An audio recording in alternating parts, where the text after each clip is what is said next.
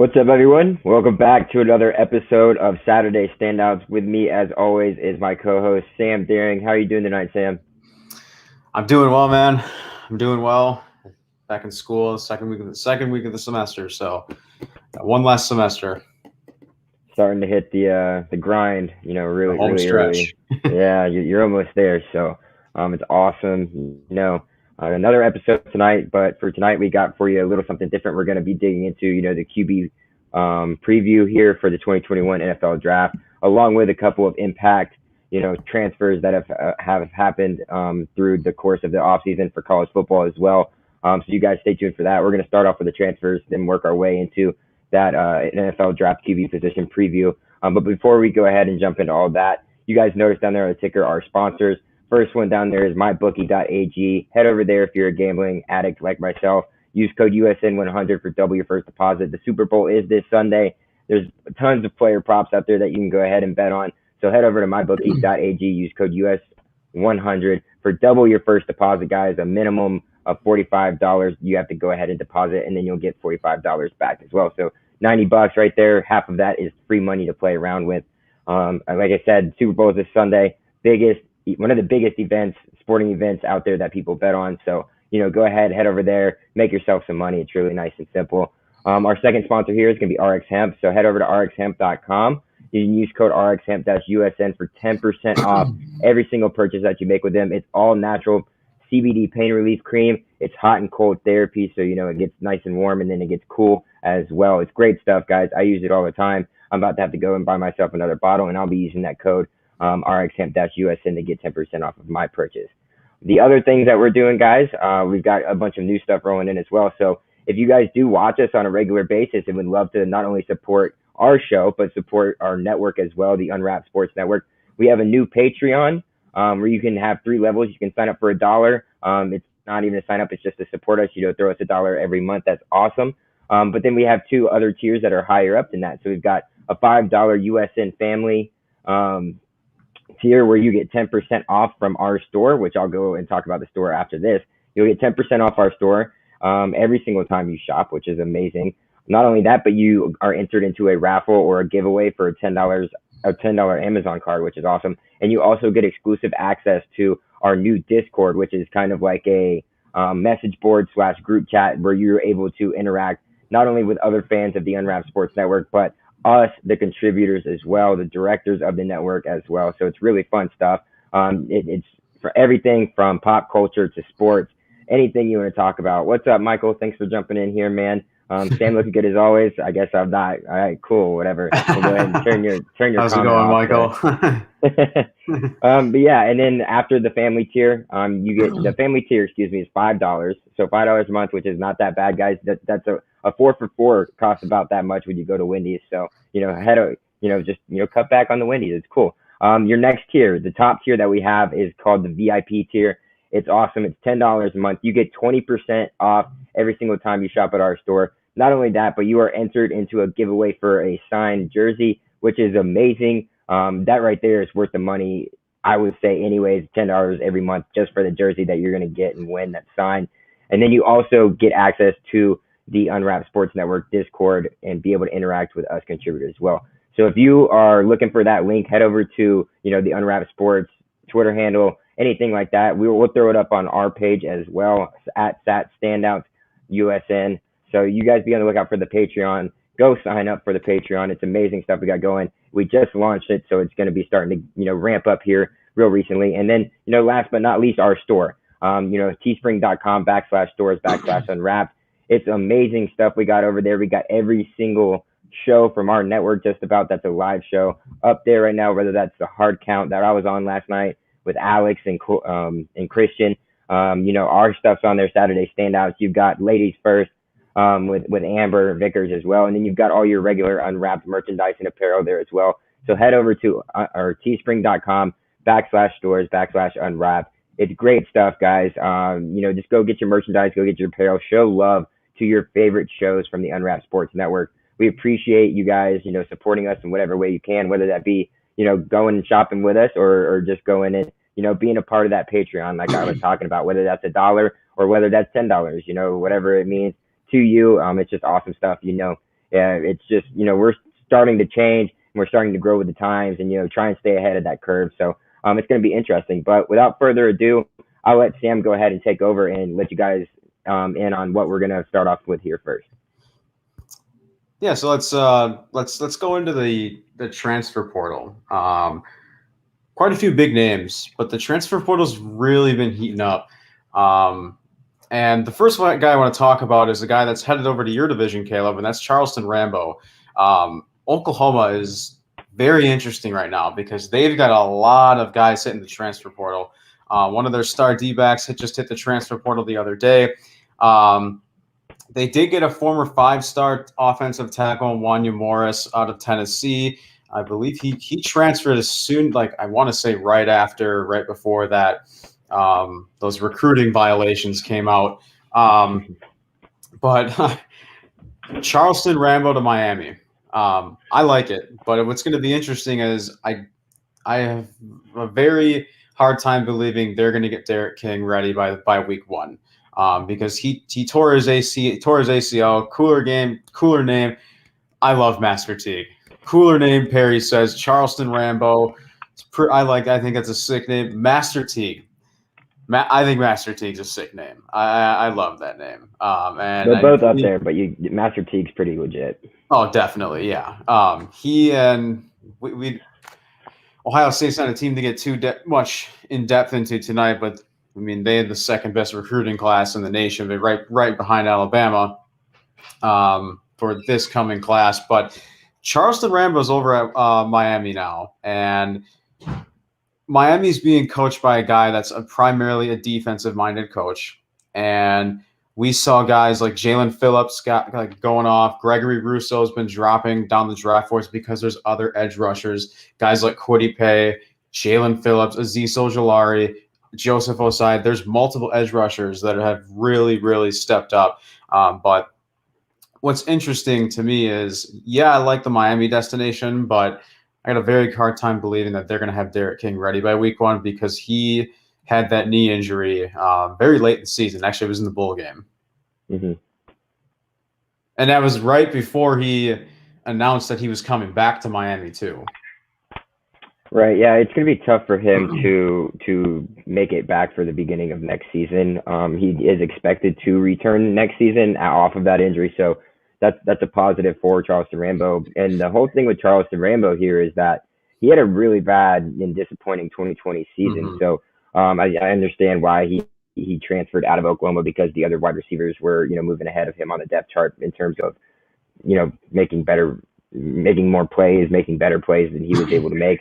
Last season, he only had 25 catches for 312 yards and 3 touchdowns. So not really a whole lot going on, but he was at OU for 3 seasons. So he's going to have his senior year at the University of Miami. Over those 3 seasons, he had 76 catches for a little over 1,000 yards and 9 touchdowns after he redshirted his freshman year. So, he's going to have an opportunity to prove himself again in his last season in college. His breakout year, it was in 2019, his sophomore year, where he had 43 catches for 743 yards and 5 touchdowns. Amber's showing some love in here, saying Miami got a good one. I absolutely do believe that they did get a great wide receiver here, and it's kind of a steal for them. Yeah. I thought he was going to be wide receiver 1 last season. I think a lot of us did. I was hoping that Florida State was going to end up getting this guy, especially with McKenzie Milton getting in, who we will talk about a little bit later. So awesome for Miami to go ahead and get a wide receiver like Charleston Rambo for Derek King and once he does return. Yeah, and I think, even Amber, I was hoping Amber would come in too because a lot of, Oklahoma native, big Oklahoma fan. Oklahoma is an interesting team right now. Yeah, they did pick up Wanya Morris, which I think is a very, very nice pickup, but they're losing a lot of guys. I think they're getting Kennedy Brooks back next season. They lost Trey Sermon to Ohio State this season. Spencer Rattler's getting a lot of hype next season. He's been being put in the Heisman. He might even be one of the front runners if I'm not mistaken. But I think Rambo has a lot of promise. He does need a lot of polishing, obviously, but I think he could become a fan favorite over at Miami. Yeah, right. And Oklahoma has a really strong recruiting class. I really like Marvin Mims. stats don't really show out, but I mean, he showed a lot of promise, and he was only a freshman coming in. So I like Mookie's transferring as well. He's undecided. Yeah, I mean, I think Marvin Mims could be one of those guys to step up now. But yeah, and the next guy I want to talk about too, unless you had something else to add about No, Charles DeRambo. I was gonna say you could go ahead and jump into Wanya Morris if you wanted to. No, I mean he was the top. I mean I didn't want to go too in depth. It's just he was the top Tennessee offensive tackle, 5-star. He had committed, went to Tennessee, and I want to say he either entered the transfer portal before or after those recruiting violations happened. But one of my favorite ones I want to talk about is Ty Chandler. Ty Chandler had a year left of his eligibility, so he could have entered the draft. He was draft eligible, but he's headed to North Carolina. He could be that premier back. I think he's going to be that premier back because they don't have Javonte Williams, they don't have Michael Carter. I mean, this guy could be the offensive playmaker that they need now because they don't have Carter, they don't have Williams, they don't have Daz Newsome, they don't have Diami Brown. I mean, Ty Chandler to me, I mean, is going to turn into one of those guys. That's going to be not only the premier back, but one of those star studs on that offense. Because I think North Carolina had an extremely underrated offense this past season. Oh, absolutely. And like the fact that you just said they're losing two great, not great running backs, but two above average running backs that are now headed to the NFL. And so that leaves a valuable position open for the taking. And that's where Chandler comes in. When Chandler was at UT, he wasn't necessarily, an every down back. He split carries with a bunch of their other backs that they had there in Tennessee because they had a lot of them. But he did rack up, a decent amount of yards over his 4-year career there. And he was pretty much the number one guy. You can call him. He was the lead back there in Tennessee. Racked up over 2,000 yards rushing and 465 yards receiving over the 4 years. So he was, very much involved there. He only topped 20 carries in 2 games throughout his 4 years, which is pretty wild. So he's going to get a chance here at UNC to prove himself as being that number one guy. And he needs to be able to go ahead and, grasp that and take those horns and be able to, to prove his draft stock where he wants himself to be. So what I'm reading from the Tar Heel side of things is they are extremely excited to get Chandler in here, and they believe that he is going to be a perfect fit alongside Sam Howell and that offense. Right, and you mentioned his receiving abilities too. I mean, yeah, he doesn't have jaw-dropping stats, but I mean, he's shown that he can prove it. He's shown it, and you also mentioned as well that he split carries. So he's going to come into North Carolina, and he's going to come in and be that workhorse running back that he can show NFL teams and really, really skyrocket his draft stock. I think this is a really, really nice pickup for North Carolina. Absolutely, he's got all the intangibles that you really look at. He's got excellent size, 5'11", a little over 200 pounds. Ran a 40-yard dash of 4.3, which is pretty incredible for a man that size. So I think he's going to bring a lot to that UNC offense. Keep them dynamic like they were last year. Yeah, go ahead into your next guy, Sam. Yeah, and I mean one thing that the one thing that North Carolina sees in Ty Chandler too is a lot of similar traits to the running backs that they're about to lose to the draft, and Michael Carter and Javonte Williams, the versatility, the experience, and the proven of the passing game. But yeah, I mean, so we got 2 more here. I don't want to go too in depth, but the first one's Dylan McCaffrey. Dylan McCaffrey was from Nebraska. Nebraska. I mean, to me at this point, I feel like when Scott Frost was hired there, you had to know what you're getting yourself into, but they've been rebuilding for years. I mean, Right. I think Adrian Martinez is a good quarterback, but he has no supporting cast. But now Dylan McCaffrey's headed out into northern Colorado to play for his dad. His dad coaches out there in northern Colorado. But I mean, it doesn't surprise me at all. It seems to me Adrian Martinez is their guy. But I mean, you go to a smaller school, you get to play for your dad, which is always cool to see guys like that. But I mean, this could be his time to really make a name for himself at the college level. Yeah, it's interesting because obviously McCaffrey is moving from the FBS level down to the FCS level in terms of playing in the conference that he's playing in, which he'll be in the Big Sky Conference, I believe. So he is immediately eligible to play, and as we all know, the Big Sky is having their season in the spring, so he's going to be jumping right in and playing football here right as we're talking, getting ready to very soon. So that's awesome for him. He was never going to be the guy at Michigan. That's unfortunate for him because there was talent there. He just wasn't able to, play at the level that was expected of him. I think he'll be all right. I mean, you're being coached by your dad. It should be fine. But then again, you got this new quarterback coming in who's never played in an FCS game and a whole new head coach too. So his dad Ed, he has yet to coach for Northern Colorado. So there'll be an interesting dynamic there. And we'll see how it works out between the two. But good for him being able to get some playing time now outside of being at Michigan. And for Michigan on that side of things, they still have Cade McNamara and Joe Milton, so they'll be all right heading into next year without McCaffrey. Yeah, thanks for correcting me. Michigan and not Nebraska. Because you're thinking of Luke. Yes, thank you. The other McCaffrey. yeah. And yeah, Michigan, we don't need to talk about that, but they got the multi-year extension on their guy Jim Harbaugh, so it'll be interesting. But yeah, like you said, they got Joe Milton. But let's stay at Michigan and the transfer portal here. This one surprised me a bit. He's a sophomore. Showed a lot of promise his first year. Didn't do too much his second year. That's Zach Charbonnet. You're going over to UCLA. UCLA lost Demetric Felton, the guy that we talked about last week, previewing the Senior Bowl. A guy that was a running back, trying to his receiver, really, really proving his versatility and showing off his versatility. But Zach Charbonnet comes in and he can compete to be one of those that 1-2 back or that 1-2 punch guy.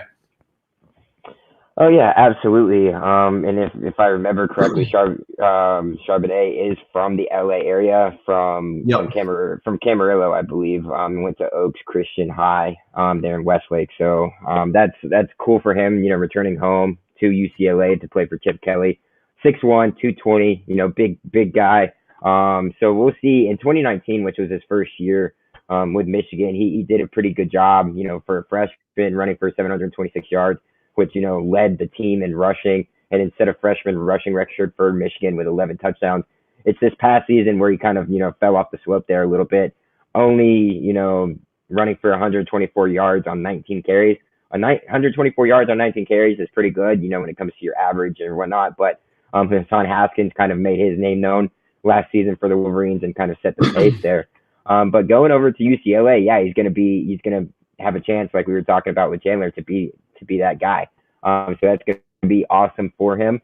And then, like Chip Kelly, he's been proven, Chip Kelly has, to kind of be good or, be good at developing, running backs. I mean, you look at Josh Kelly and he had 1,000 yards in consecutive seasons. Look what Felton Jr. was able to do, who we're talking about, switching over to wide receivers. We were talking about him last week. So it's going to be exciting. And, Felton last season in 6 games ran for over 660 yards.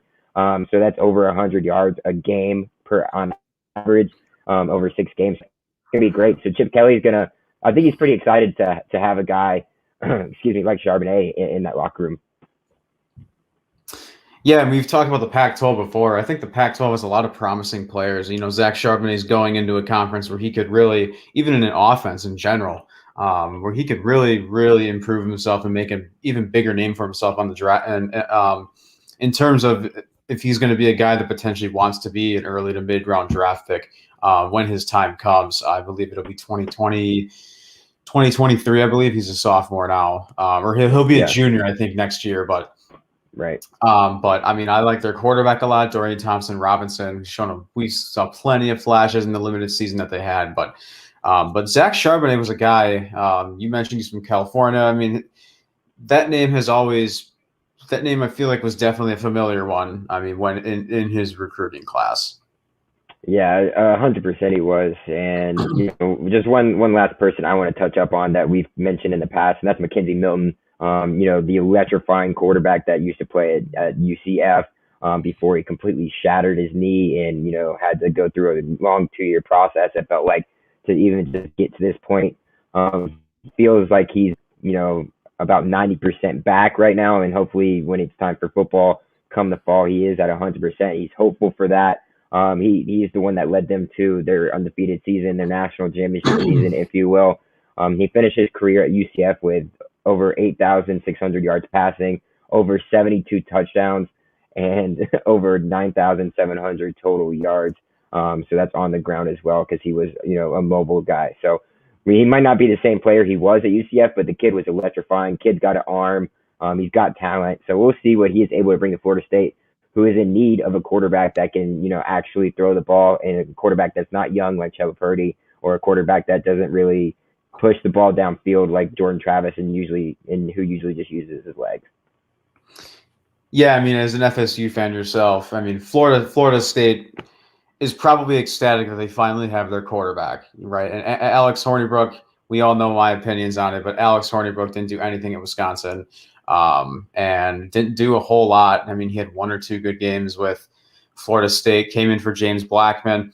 And, James Blackman, I feel like has been a guy the past two seasons that, that will start off games and then he'll get benched for quite a few games in the season. So like I feel like at the end of the day, a lot of it turns into the confidence that they have in putting him in. And we saw Chuba Purdy early in the season, and even Jordan Travis, and it ended up being Jordan Travis for the season. But I like Mackenzie Milton, big name too. I think that's going to help recruiting a lot.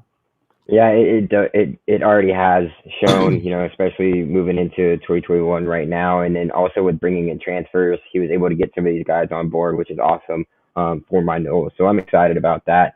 But without digging any further into our transfer list or anything like that, let's go ahead and jump into this quarterback review that we have going, and that's going to be there's a bunch of guys. So you can go ahead and start us off with obviously our top prospect in Trevor Lawrence.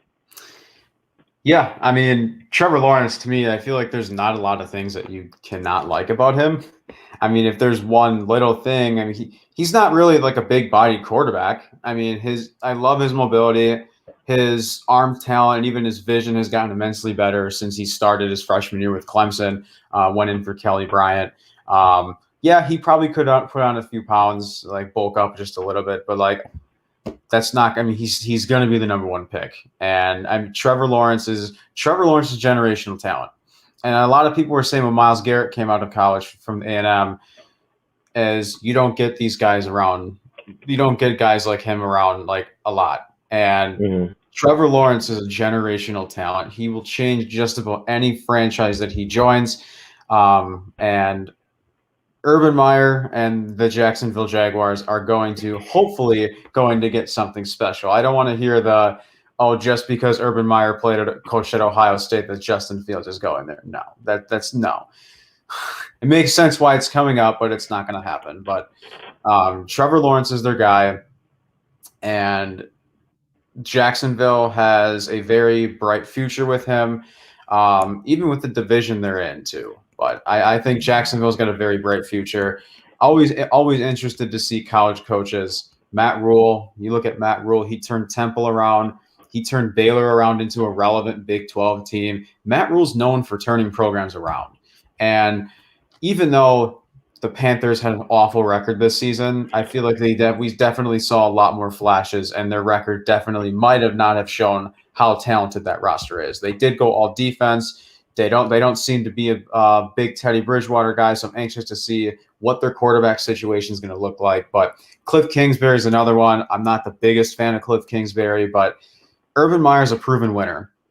I know a lot of people that are very indifferent on it. I think they could have gone better. I think the Jags should have gone Eric Bieniemy. Eric Bieniemy, it's really mind-boggling that he's gone three full seasons now. I think that 3 full off seasons without a head coaching job. I really don't understand that. And then Chiefs players really came out, guys like Tyreek Hill, might have been Sammy Watkins or someone, really had a lot of high praise for him. He's not just a great coach, but he's a great human being. And Eric Bieniemy deserves a job. I think Andy Reid was one of those guys that came out and spoke like he's unbelievably talented. He deserves a job, but we don't need to go too in depth on the coaching carousel for the NFL. But assuming Trevor Lawrence goes number 1 to the Jags, they have a ton of cap space. So if they really played their cards right, they could have a successful season and go at least 7 to 8 wins. Yeah, Trevor Lawrence is going to be the number 1 pick. I don't think Urban Meyer takes that job without knowing that Trevor Lawrence is, and they have the number 1 pick, and he's going to get Trevor Lawrence ultimately. Trevor is a proven winner. He's a proven leader on the football field, so it's an easy take there at number 1. You can talk about his intangibles all you want to. You can talk about his measurements all you want to. Kid's just a winner. Leader. Kid has the size. Kid has the presence to be a quarterback in the NFL. So he's going to be the top guy no matter what. Last year threw for a little over 3,000 yards, almost a 70% completion percentage with 24 touchdowns and 5 picks in just 2 games because he obviously missed those 2 games with COVID. And then added 211 rushing yards with 8 rushing touchdowns on the ground. So a very mobile guy as well. It's easy to see why they want to take him at number 1 in Jacksonville, and that's going to be a great building block for them. But moving on to our other quarterbacks here, perhaps the biggest question mark here is the number 2 guy. There could be maybe 2 or 3 that you could throw into this conversation right now, but I'll go ahead and name the top 2 that I think are vying for that second spot as the second best quarterback in this draft, and that's Zach Wilson out of BYU, and then obviously Justin Fields with Ohio State. Yeah, I mean, you named Zach Wilson first, so we'll talk about him. I mean, yeah, he's a guy that we've only seen one like a really, really good year of tape. Now we're seeing probably a year and a half of good tape right now for Justin Fields, but Zach Wilson is like the QB2 situation. We both went into this season. A lot of us went into with being at Justin Fields. I think if Trey Lance would have played the entire season, I probably would have put Trey Lance. But him having such limited amount of tape is very, very concerning. I think he's probably going to be I would say he's probably going to be a big risk of a pick, and depending on where he goes. I believe that Trevor Lawrence should be the only quarterback starting day 1. Do I think that's going to be the case? I don't think so, depending on where these other quarterbacks end up. We could see Justin Fields in the starting role right away. But I love Zach Wilson, his ability to extend plays. And I love his throwing angles. I mean, his ability to throw the ball at various angles of his game and his ability to extend plays. And he's playing for BYU. And yes, it's not a Power 5 conference. He had guys, I believe his top wide receiver is currently a draft prospect, Dax Millen. But Zach Wilson is unbelievable.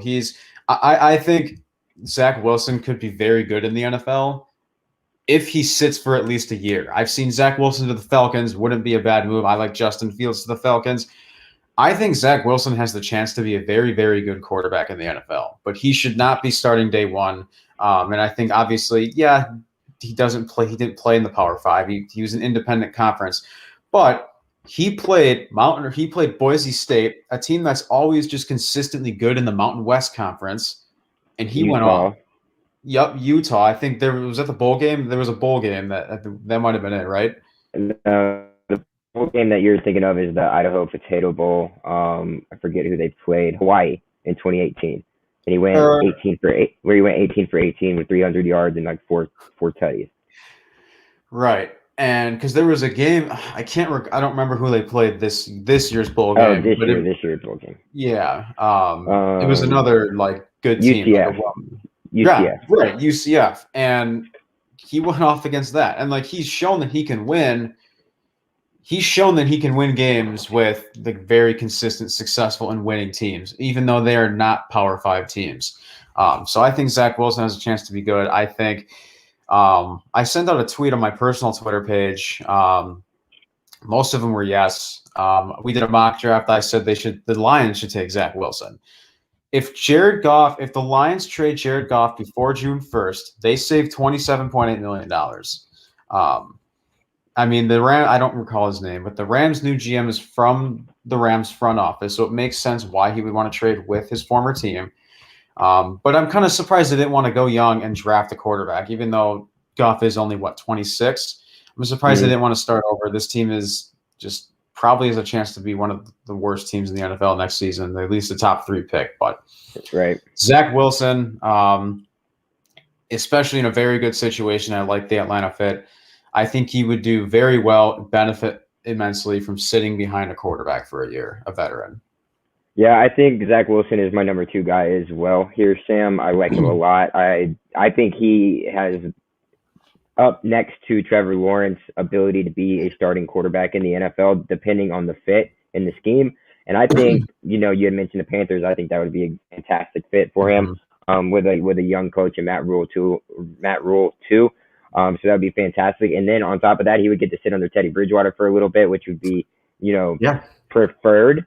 So I could definitely see, the as long as or they have to, if the Panthers really see Zach Wilson as a number two quarterback here, they're gonna have to move up in this draft from I think they're either at 7 or 8 right now. So they're gonna have to move up right there. But yeah, he's been all over the place. You were talking about that UCF, that bowl game, the Boca Raton Bowl this year. 425 passing yards, 5 total touchdowns. Absolutely blew them out. And I already talked about their game against Hawaii back in 2018, excuse me. This season, a little over 3,000 yards passing and over 73% completion rate with 30 touchdowns to just 3 picks. Had 242 yards on the ground with 8 touchdowns on the ground, which is pretty good as well. So I like him a lot as a number two guy.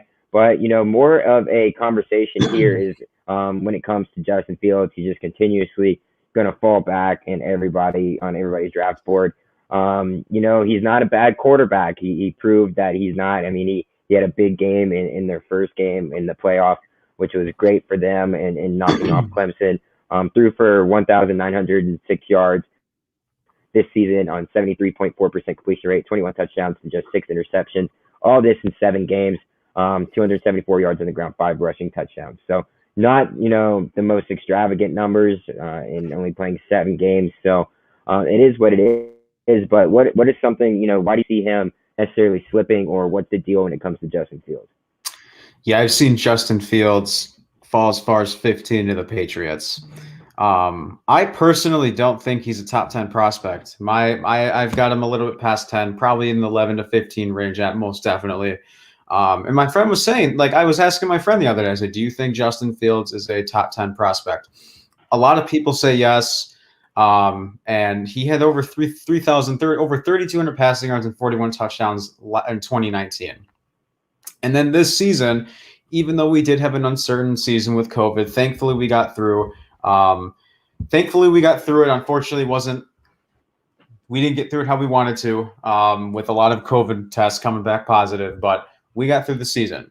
And I think this season is where we saw a lot of the weaknesses get stood out, that a lot of Trevor Lawrence's weaknesses stand out even more. A lot of it, even this season, was his decision-making. And I think up until the Clemson game in the college football playoff, a lot of people, even I've seen one of my good friends who I just mentioned before is an Ohio State fan. And Jesse Clark over on Unwrapped, we had him on the panel a while ago. He might even attest to this, is a lot of people were writing Fields off at the time up until the Clemson game because his ability to not show up in big games. Northwestern, he was exposed. The secondary was exposed against Indiana. Justin Fields was exposed. I want to say he threw 2 picks at least late in the game against Northwestern, and then he comes and shows out against Clemson. And I think that really, really improved his draft stock. And I think going into the Bama game, he would have had to have it at least. He had 194 and a touchdown, but that wasn't his fault. I think that whole team in general struggled as a whole. Trey Sermon went out, Master Teague turned into a star, one of the studs of that game. But I think when it all comes down to it, I think the main thing for me is definitely his decision making. I'm sure I wouldn't even say me. I feel like a lot of people have thrown it out there and said his vision's been a problem. His decision-making's been a problem. Was a problem this season, I should say. And that's probably why he's falling. And I wouldn't be shocked at all if Zach Wilson is the second quarterback off the board behind Trevor Lawrence, and the third ends up being Justin Fields. And I think when it comes down to it, too, it's going to be which team values it. Which team values Fields more than Wilson, or vice versa. I like Justin Fields better on the Falcons offense than Zach Wilson. Matt Ryan's not a mobile quarterback, and the new GM coming from the Saints front office, they came out the other day and said Julio and Calvin Ridley are both staying, but we've seen signs of regression from Matt Ryan for quite a few years now. I think might have been since the 28-3 Super Bowl run. And you bring in a mobile quarterback like Justin Fields who could potentially sit behind a veteran quarterback, a Super Bowl quarterback like Matt Ryan. But I think Fields would benefit very well from sitting behind a veteran quarterback, and I think he'll be good in the right system. I don't think he'll be a bust. I don't think he'll be this elite quarterback, because a lot of people seem to be putting this Ohio State narrative of these quarterbacks not doing too hot in the NFL. Well, I've always said that about Ohio State quarterbacks is there's Mhm. a reason they're good in college, and that's because their wide receivers are so good in college, and their wide receivers just get open very easily, and it makes it very easy for their quarterbacks to be successful when the guy's got 20 yards of space between him and the defender. So it makes it very easy for them to look good in college, but when it comes to the NFL, they can't do that because the guy on the opposite side of the field of you is just as good as your wide receivers are. So they're all professionals. You're not going to have one side that's way more talented than the other side here. So, he played well at Ohio State. He had a huge game against Clemson, which showed a lot to me that he's a tough guy. He loves to lead by example by taking a huge shot, getting up, staying into the game still, and still throwing 3 touchdowns afterwards. He is mobile. And I agree with you. I think he fits the Atlanta Falcons offense and where they want to go in the future. Sitting behind Matt Ryan is absolutely perfect because Matt Ryan has a great football mind as a quarterback. So that would be nice for him too. But I don't know, it's just hard to say when it comes to Ohio State quarterbacks because you can look at the same thing when it comes to Florida State quarterbacks. Florida State's quarterbacks have been great in college, but haven't necessarily taken it over to the NFL, whether that be Christian Ponder, EJ Manuel, Jameis Winston, who's going to get another shot here. But same thing with Ohio State. It's the same, narrative over and over again about their quarterbacks and are they going to make it in the NFL? And it's proven over and over and over again that they can't. Dwayne Haskins, Cardell Jones, most recently. It's just a very huge question mark, and I think NFL teams worry about that. I would, until it's proven, and there's the one guy that proves that that's not the case, then you can start getting rid of that narrative. But maybe Fields is that guy, maybe he's not. We'll see. Both Kuiper and McShay both have them as their quarterback number 2 over Zach Wilson. I tend to disagree. I like Zach Wilson a little bit more, just because I don't know. He has a little bit more, I don't know, pizzazz to him. I guess a little bit more, fun to his game, and I like that personally, in my opinion. So that would be my case to put Zach Wilson over Fields. But I mean, there's still 2 very good quarterbacks, and we'll see what they do when it comes to this level. So after those guys, the obvious guy that comes in next, who kind of had the hype coming into the season before he wasn't able to play, and that's one of Sam's favorite guys, in Trey Lance out of North Dakota State. Yeah, I like Trey Lance a lot. I think he's going to need a lot of polishing, and I think what's tough is he's got a very limited amount of tape. Yeah, he played 1 season back in October, and this was not me that said this. There were a few people in the Unwrapped chat that had Trey Lance they were very high. Like, I don't know who it was, um, but I think there's like 1 or 2 guys in our chat, in our group, that are higher on Trey Lance than I am. I'm not like I don't think Trey Lance is going to be this elite quarterback, but what I think is going to be tough is I think he'll need more than 1 year of grooming. I mean, he only has 1 year of impressive tape. Look at Jacob Eason. I mean, a lot of people were saying Jacob Eason didn't have enough tape to come into the draft. He should have been a guy that stayed back at Washington, and Washington wasn't that bad this season. I think Washington. I mean, I think COVID took them out of the Pac-12 title game. Right. But Washington was, a really surprising team. I don't recall where we were predicting them. I don't think we have predicted them very good at all, but just because they lost a lot of talent. But Jacob Eason's one of those guys that didn't have enough tape. Trey Lance has a very limited amount of tape, and I mentioned on last week's show with Mel Kiper bringing up on the podcast I was listening to. What if he would have been a guy that would have transferred over to a Power 5 conference for even next season, or like a team like Texas, go to a team like the Big 12, a team that's losing Sam Ellinger, so they're going to Trey Lance in there. I think that could have been one that Trey Lance really solidifies himself, because if you look at next year's class, you're going to have Sam Howell, you're going to have Keaton Slovis, Jaden Daniels, you're going to have JT Daniels, and I think JT Daniels is my front runner Heisman candidate right now. And it's way too early, but the next year's quarterback class looks very promising. But if Jacob Eason would have come in this year, he could have been a first-round pick. Like, he could have been a very, very early round selection. But Trey Lance is one of those guys that's going to have a lot of question marks coming in for NFL teams. Yeah, he definitely is. Only playing 1 game before the season getting canceled, and then having 1 season before. It's only not a whole lot. You can't really go off of play on the field in those circumstances. And he could have relied upon his performance at the NFL Combine, but that's not happening anymore either. So Trey Lance, this is where you've seen him kind of fall back behind these other names pretty often. I still think he'll be okay. I think he's going to be a mid-round guy, mid-first round guy. I think he still probably goes first Mhm. round.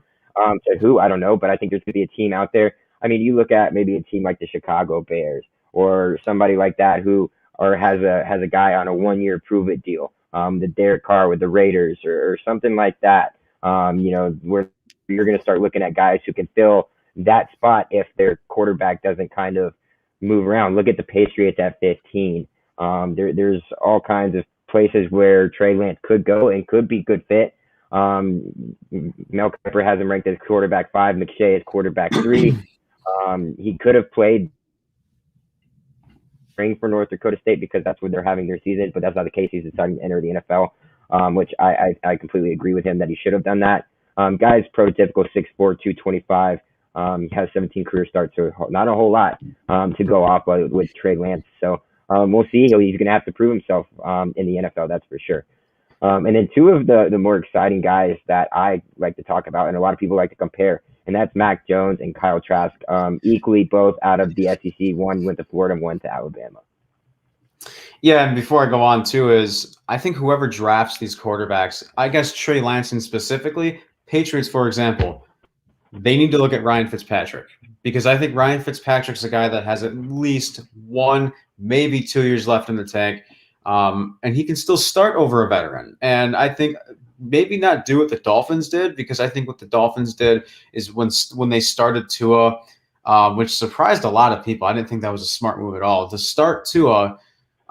When he came off of a hip injury, if he comes in fully healthy, didn't even have that, if you even scratch that hip injury that he supposed assumed that he never had it, then I would understand the move a lot more. But you have a guy that's coming off of a hip injury and a guy that is now your starter next year in a starting situation. But I think if it's a team like the Patriots, for example, if they go and get Trey Lance, Fitzpatrick should be the guy on their radar for free agency. But going over to Mac Jones, I'm guessing that's who you wanted to talk about first before Kyle Trask. I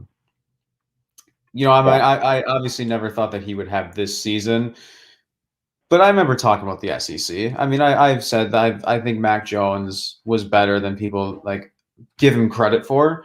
And you put the narrative on the Ohio State quarterbacks. I think it's very similar to the Alabama quarterbacks, right? Because I think the best quarterback, Tua. Mac Jones is not Tua. I think Tua is the best quarterback Bama has had, maybe even ever. And the best quarterback to come out of Alabama that's been successful in the NFL is AJ McCarron. AJ McCarron was a starter for a while, turned into a reliable QB2. I think Tua has a strong chance to break that trend. I know other people I know are higher on Tua than I am, but I think Tua has a chance to be a good quarterback, a very productive quarterback. I know Mac Jones interviewed with the Saints. I want to say the Patriots, and I want to say the Saints was the team that he was very intrigued with. And I think the Saints came out earlier today that they're interested in bringing Winston back. Mac Jones to the Saints would be an unbelievable fit. And that's like Mac Jones, go out and sign Fitz, or even Mac Jones, you sign Winston to a 1-year prove-it deal to see if he can, prove himself to be that guy. But Mac Jones really, really surprised everyone and turned into a Heisman candidate headed to New York. Only threw 4 interceptions, 41 touchdowns, and 4,500 yards. What I'm interested to see is if, last year at one point, he had Jerry Jeudy, Henry Ruggs, Devontae Smith, Jalen Waddle, and Najee Harris. This year, he had Devontae Smith, Jalen Waddle, Najee Harris, Brian Robinson Jr., and like last year, and John Mechie. And then Waddle went out, and then he had the other 3. So I'm wondering what's going to happen if he how he'll do or how he'll adapt, I should say, if he goes to a team that is in much more of a rebuild mode, or not necessarily look at the Jordan Love situation. Like Jordan Love's going to be, I think Gutekunst is building that team to compete for the future while still being able to compete now because they still have Aaron Rodgers. They still the same thing that happened between Rodgers and Favre when they drafted Rodgers. So I'm wondering how Mac Jones is going to adapt by going to a team that has close to no weapons. The Saints is a good fit. I feel like I have seen the The Patriots don't have a lot of receivers. Julian Edelman is getting up there in age. I've seen the Bears too. I doubt they bring back Allen Robinson. So I think Mac Jones has a very bright future in the NFL, but I'm anxious to see how he does with the team that doesn't have that elite, powerful offense with those players like that. Yeah, I personally think Mac Jones has the most potential out of all these quarterbacks that we've talked about right now to be the most or have the most success when it comes to having an NFL career that's prolonged as well. He's just prototypical. He's grew up admiring Tim Tebow, so he's got a little bit of fiery passion. If that's the guy you grew up watching, put up insane numbers, this past season. So nobody expected it to happen. Kuiper has missing his quarterback 4, McShay is quarterback 5. Mm-hmm. I could even see him moving up into QB3 territory, taking Justin Fields' spot as that number 3 quarterback here, just based off of when you look at Mac Jones, you can just see he's got that composure. He's got that quarterback composure that NFL teams like to have, much like a Trevor Lawrence. Just kind of very composed, doesn't really do a whole lot. Other than do what's needed of him. So he's more of that game manager type. I think when it comes to the next level, I don't think he's going to put up, astronomical numbers like he did in college, because he's not going to have, the abundance of weapons that he did, at Alabama, like those players that you had mentioned. Right. But I like Mac Jones a lot. I would hate for him to go to the Patriots, because you put a kid like that with Bill Belichick. We've already seen it happen once with Tom Brady, even though Tom Brady was the last pick of the draft. So could be totally opposite here, but I see, a lot of, the characteristics that you get from a quarterback like Tom Brady or somebody like that in Mac Jones, which I like him a hell of a lot here. And then the other quarterback I was talking about was Kyle Trask out of UF, 6'5", 240, big, tall guy, can move as well outside of the pocket, put up over 4,000 yards passing this last year. A little under 70% completion rate, which is not bad. 43 touchdowns, 8 picks, had 3 rushing touchdowns. Both McShay and Kuiper have him as the quarterback 6. There's a lot of quarterbacks here that could go early, so it's very interesting to see where Trask might end up. He kind of fell apart towards the end of the season. Not like fall apart, but didn't look as good as he did earlier in the season. He again had weapons in Kadarius Toney, Kyle Pitts. Didn't have as much of a run game. So say did Mac Jones, did with Najee Harris, but something of a semblance of one. But Florida liked to pass the ball a lot with him back there. So your thoughts on where we're going to see Kyle, and who do you think he fits with? I see Kyle Trask being definitely a day 2 pick, somewhere between, I would say, mid to late second, chance to fall into the 3rd round. One team that I'm really looking at, I think the Bears have a strong chance to take a quarterback. I don't think it's going to be in the 1st round. I think they're giving Trubisky one more 1-year prove-it deal. But I'm looking at the Indianapolis Colts because I think the QB situation there is very interesting. They lost out on the Stafford sweepstakes. I personally think Dak Prescott's staying with the Dallas Cowboys. I don't think Dallas is going to have a choice. I think they're going to give Dak like big time money. I wouldn't be shocked at all if they make him like a top 5 highest paid quarterback in the NFL because quarterbacks are hard to come by. And at one point in the season, we were seeing Kyle Trask being put in the same sentence as Joe Burrow from last season. And you had mentioned, I mean, coming into the season, he had basically only had Kyle Pitts. And Trevin Grimes had a lot of, even Trevin Grimes played well in the Senior Bowl, had a good week of Senior Bowl practice and drills. And even Kadarius Toney showing out to potentially being a 1st-round pick goes to show that, I mean, Kyle Trask, a lot of that credit is Kyle Trask. Kyle Trask has made guys like Kadarius Toney, who was probably seen as a late day 3 pick, maybe somewhere in the 5th or 6th round, to potentially going all the way up to the 3rd round. Like that, Kadarius Toney is probably one of, if not the biggest draft riser we have seen all season. And halfway through the season, we were seeing Kyle Trask, fly into the 1st round. And even Kyle Trask, I think after that game against Oklahoma, because I think that's the game where he threw 3 interceptions. And like you had just mentioned, he slowly started to fall off at the end of the season. But I mean, if you look at his strengths, though, he has the arm. He doesn't have, I wouldn't say he's got the strongest arm in the draft. But we've seen his patience in the pocket, his pocket patience. We've seen his vision. We've seen his ability to not make careless mistakes. However, he did struggle quite a bit in the Oklahoma game. So, in terms of Mac Jones compared to Kyle Trask, I think if you put the right people around Mac Jones, he could be very good. And I know you had just expressed your high praise for Mac Jones. Kyle Trask, I feel like at best he has maybe a Jared Goff ceiling. I mean, I don't think he's going to be this elite quarterback at all by any means. I don't even think he'll be a starter. Unless, of course, you have a guy like in a Jalen Hurts situation where they cut him or not cut him, where Carson Wentz struggles and you bench him. But I'm looking at the Indianapolis Colts. I think the Colts are going to be a team that everyone's looking at for the quarterback situation. Yeah, that all makes a whole lot of sense. And before we start ending this thing down, I just want to go ahead and throw it over to the best of the rest of these quarterbacks that we have here, and I'll just name them off. And you let me know if there's anybody that you could see, proving themselves to become a starter in the NFL and making some noise, even though they're going to be more of the later, the quarterbacks that are taken later rounds per se. So we got Ian Book with the Notre Dame Fighting Irish. We got Sam Ehlinger with the Texas Longhorns. We have Felipe Franks out of Arkansas, Kellen Mond from A&M, and of course Jamie Newman. I guess you could say he's from Georgia, but ultimately he's from Wake Forest. Yeah, I mean, Kellen Mond had an up and down season. And Kellen Mond played well in the Senior Bowl. I want to say he might have had a year of eligibility left, so he could have came back to Texas A&M. But I mean, he was probably one of the better and more consistent quarterbacks in the SEC the past few years. They're probably during most of his time at Texas A&M. Because if you look at Georgia's quarterbacks, Georgia had Jake Fromm. I think Jake Fromm had an up and down season last season. One of my friends, I'm very high on Jake Fromm. I don't like the fit at all for the Bills because he's never going to play. And one of my good friends is a diehard Georgia fan, and I was like, "Are you going to get a jersey?" And he goes, "No, because he doesn't. I don't think he's going to be there for a long time because you got Josh Allen, and Josh Allen, people wrote him off for a playoff choke, and now he was in the MVP race for this year. So I don't think Jake Fromm's going to play.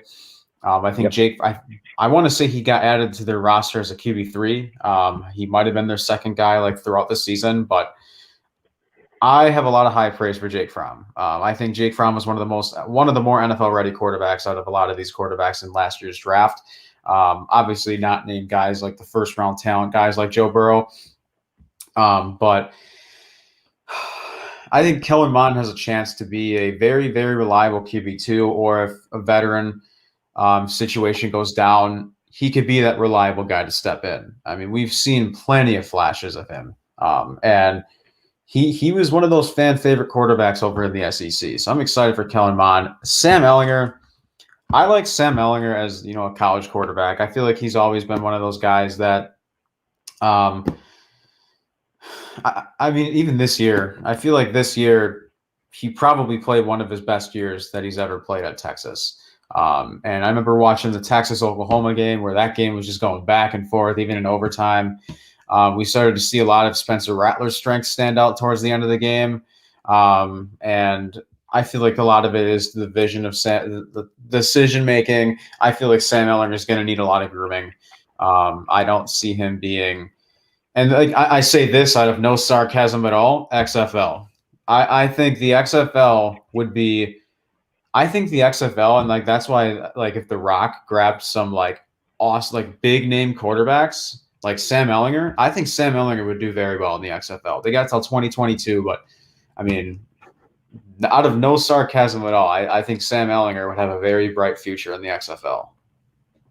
Yeah, you named the two guys that I was going to pick out of that group, and Kellen Mond and Sam Ehlinger. Sam Ehlinger just has the it factor, I guess you could say, when it comes to the quarterback position. He just got it. He knows how to play the position fairly well. He just couldn't really put it together there at Texas. He did very well. He stepped it up his senior season, which is what I needed to see from him. Was it recognized by everybody else? Not necessarily, but I like him. And then I also like Kellen Mond. And the whole reason I like Kellen Mond is because he was coached and had to listen to Jimbo Fisher, his head coach there. Jimbo Fisher is a quarterback whisperer. Although not all of Jimbo Fisher's quarterbacks have been successful in the NFL, they have been proven to be, coachable quarterback. And that's what a lot of NFL guys are looking for, especially when you're talking about a guy that can sit behind a starter and you need a somewhat decent quarterback to come in and fill that role if he goes down with an injury, Kellen Mond seems like that type of quarterback. I couldn't have said it better, Sam. So with that being said, I want to thank you as always for being my my right hand man here. We're going to be doing these position previews leading up to the NFL draft. We've also got a special guest that's going to be joining us really soon for an interview. We'll break that down to you guys once we have everything figured out with him. But anything you want to say before we go ahead and log off here? Yeah, I don't want anything coming out of that. I'm really excited for that. But yeah, no, man, it's been great. I'm really excited for this. We've got some big things coming for us. So I'm really excited. As far as shouting things out, I run Dairy Sports. I run for the Cards Wire. Caleb and I are on every week, and stay tuned for the Title Town show with Matt and I. I might even be going back to NFL offseason, but stay tuned for that one. Yes, sir. As always, you guys can follow me down here at CHS Noel on Twitter. Obviously, me and Sam are on here every Wednesday at 8 p.m. with Saturday Standouts. Right after this show at 9 p.m. Eastern Time, 6 p.m. Pacific Time, I am on a show with one of our founders, Terry Aston, for Keeping It Blunt. So you guys turn over to that immediately after this. I can't say enough about our sponsors that we have, whether that's RX Hemp or MyBookie. Great people, great organizations associated with. Head over to our shop at teespring.com/stores/unwrapped, or if that doesn't work, try flip-flopping the unwrapped to the stores. I'm not quite sure how it goes. Other than that, please join our Patreon, guys. Support our network as much as you can, whether it's $1 just to support us monthly, whether that's $5 to go ahead and get a $10 Amazon, enter for a $10 Amazon card, get 10% off the store every single time you purchase, or go ahead and enter the Discord where you're going to be able to interact with all of us contributors with Unwrapped as well as other fans. It's awesome. Pop culture, sports, everything you can want and imagine is there. And then also the VIP level as well. That's $10. You get 20% off from the store every single week on top of being added to the Discord to interact with everybody as well there. And then you're also entered into a giveaway for a signed jersey, which is awesome. And that pretty much pays for itself, guys. So without further ado, thank you, Sam. Thank you guys for tuning in. And this has been another episode of Saturday Stand Up.